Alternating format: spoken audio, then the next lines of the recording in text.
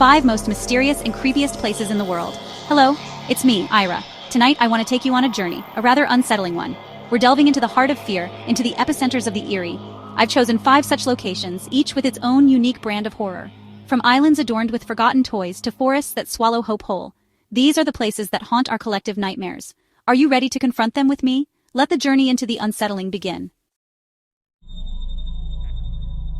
Our first stop is La Isla de las Muñecas, the island of the dolls. This eerie and unsettling place is unlike any other. Nestled in the canals of Xochimilco, a UNESCO World Heritage Site near the bustling metropolis of Mexico City, this place feels wrong. It's as if the air itself is heavy with sorrow and mystery. Imagine hundreds, perhaps thousands of weathered, broken dolls hanging from every tree. Each one tells a story of neglect and decay. The story behind this island is one of profound tragedy and eerie dedication. Don Julian Santana Barrera, the island's former caretaker, found the body of a young girl who had drowned in the canal. Shortly after, a doll came floating by, and he hung it in a tree as a mark of respect. This simple act marked the beginning of a lifelong obsession. He felt her presence and began his decades-long mission to collect and display these dolls. Each doll was a tribute, a way to appease the spirit of the lost girl. He believed these dolls were imbued with the spirits of the dead, each one a vessel for a soul that had not found peace. Visitors often speak of a heavy, oppressive atmosphere. The air is thick with an unexplainable tension. They whisper of the doll's eyes following them, of hushed giggles carried on the wind. Some even claim to hear the faint sound of children playing. Don Julian himself met a tragic end, found drowned in the same canal where he had discovered the girl. His death only added to the island's mystique. His family now maintains the island, a strange, unsettling memorial to both the girl and Don Julian's peculiar devotion. Each doll, once loved, now hangs dismembered, dirt-streaked. They are a haunting reminder of the passage of time and the fragility of life. Their painted smiles are now leers. Their open eyes seem to hold ancient secrets. It's as if they are silently watching, waiting. Some people bring more dolls, adding to the ever-growing population. Each new doll is a new story, a new spirit to join the others. They say if you're quiet enough, you can hear the dolls whispering to each other. The wind carries their secrets, their stories. Would you dare to spend a night there alone with them? The island waits, its dolls ever watchful, ever present. Now, we journey to Aokigahara Forest in Japan. Lying at the northwest base of Mount Fuji, it's also known as Jukai, the Sea of Trees. This is a place intrinsically linked with real human anguish. Aokigahara is notoriously known as one of the world's most prominent suicide sites. The very ground is uneven volcanic rock, making progress difficult. Compasses are said to be rendered useless by the magnetic iron in the soil. The trees grow so tightly together, blocking out sunlight and wind. Volunteers regularly patrol the forest to search for those who have succumbed to despair. Signs are posted, urging people to reconsider, to seek help. Stories abound of Yurei Japanese ghosts said to wander the woods. The forest's reputation isn't new, it has long been associated with death. The roots of its sorrow run deep, entwined with the very roots of its ancient trees. Those who have ventured deep within and returned speak of an overwhelming sense of being watched. Personal belongings are often found abandoned tents, notes, photographs. Aokigahara forces us to confront the darkest aspects of the human condition. It is, in every sense of the word, a haunted place. Beneath the romantic streets of Paris lies another city, a silent subterranean world. This hidden realm is a stark contrast to the bustling life above, a place where time seems to stand still. I'm talking about the Catacombs, an ossuary that cradles the remains of an estimated 6 million people.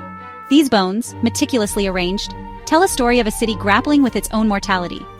The story of the Catacombs begins in the late 18th century, a time when Paris faced a dire crisis. Parisian cemeteries were overflowing, causing public health concerns. The stench of decomposing bodies permeated the air, and something had to be done. The decision was made to transfer the remains into the city's ancient limestone quarries, a labyrinthine network of tunnels beneath the city. For years, night after night, covered wagons carried their silent cargo of bones. The process was both macabre and methodical. Skulls and femurs were often arranged into patterns, creating walls of bone. These arrangements were not just practical, but also artistic, a morbid form of expression. To walk through these tunnels today is an experience unlike any other. It's a journey through history, a confrontation with the past. The air is cool, damp, and carries a faint earthy smell. It's a sensory experience that heightens the sense of otherworldliness. The silence is profound, broken only by the drip of water. This eerie quiet adds to the sense of isolation and introspection. You are literally surrounded by the dead. The bones of those who once lived, loved, and walked the streets above now form the walls around you. Lives that once walked the streets above, now part of this silent landscape. It's a poignant reminder of the transient nature of life. the official section of the catacombs is only a small part of a much larger network. These tunnels stretch for miles, a hidden world beneath the city. Cataphiles, urban explorers, illicitly navigate these forbidden passages. They seek adventure and the thrill of the unknown. Stories emerge from these explorations, tales of getting lost, of strange encounters. These narratives add to the mystique and allure of the catacombs. The catacombs play on our deepest fears: darkness, confinement, and the overwhelming presence of death. It's a place where the line between the living and the dead blurs. There are sections where the arrangements are particularly poignant. These artistic displays evoke a sense of reverence and reflection. One famous inscription reads, "Arrête, c'est ici l'empire de la mort, stop.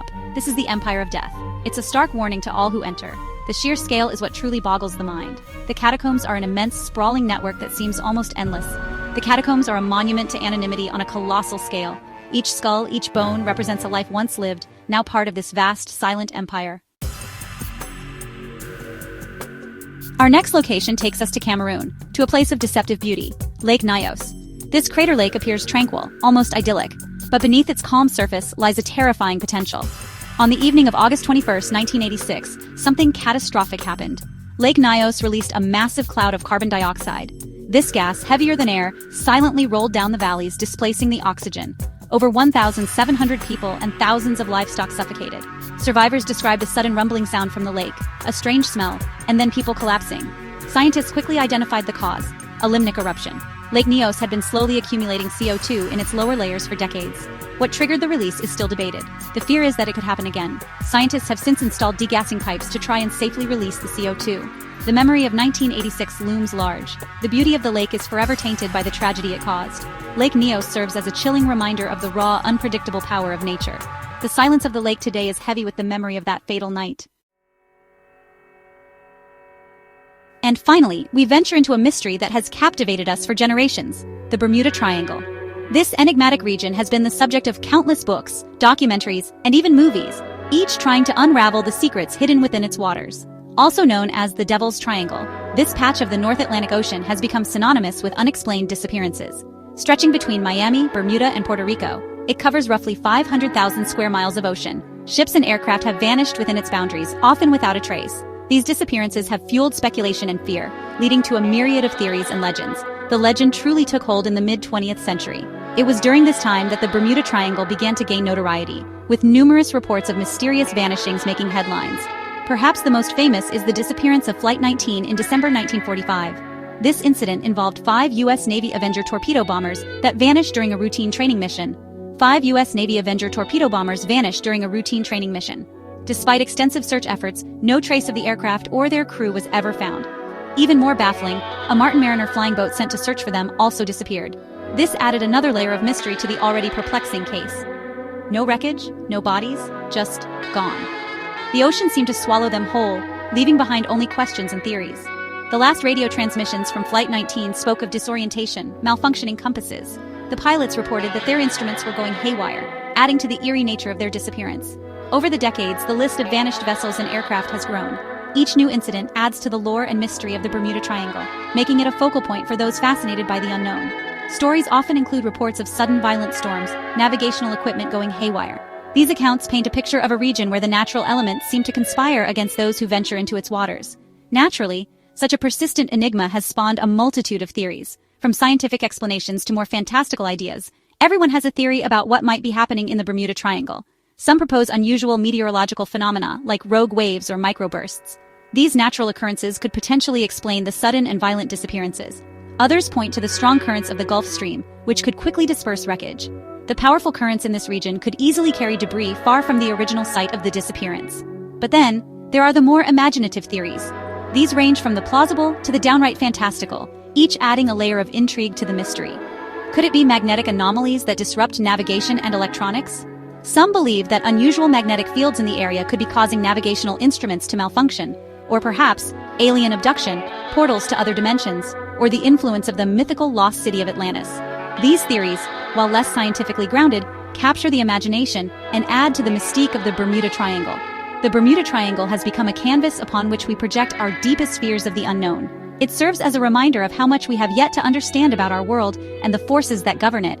Skeptics argue that the number of disappearances within the triangle is not significantly higher than in any other heavily trafficked area. They suggest that the legend is more a product of human imagination than of actual danger. And yet, the mystery endures. Despite the skepticism, the Bermuda Triangle continues to captivate and intrigue, a testament to our enduring fascination with the unknown. And so, our journey through these unsettling corners of the world comes to a close. From the silent watching eyes of the dolls, to the profound sorrow of Aokigahara, the chilling embrace of the Parisian dead, the invisible threat lurking in Lake Nyos, and the enduring enigma of the Bermuda Triangle. These are more than just stories. They are echoes of real events, real fears, real mysteries. What is it about these places that draws us in? Is it a morbid curiosity, a desire to confront our fears from a safe distance? We seek the thrill, but we also seek understanding. These locations challenge our perceptions of reality. If you enjoyed this journey into the unknown, don't forget to like, subscribe, and turn on notifications for more mysterious and creepy content. Until next time, try not to think too much about what lurks in the shadows. Or perhaps, do. Sleep well if you can.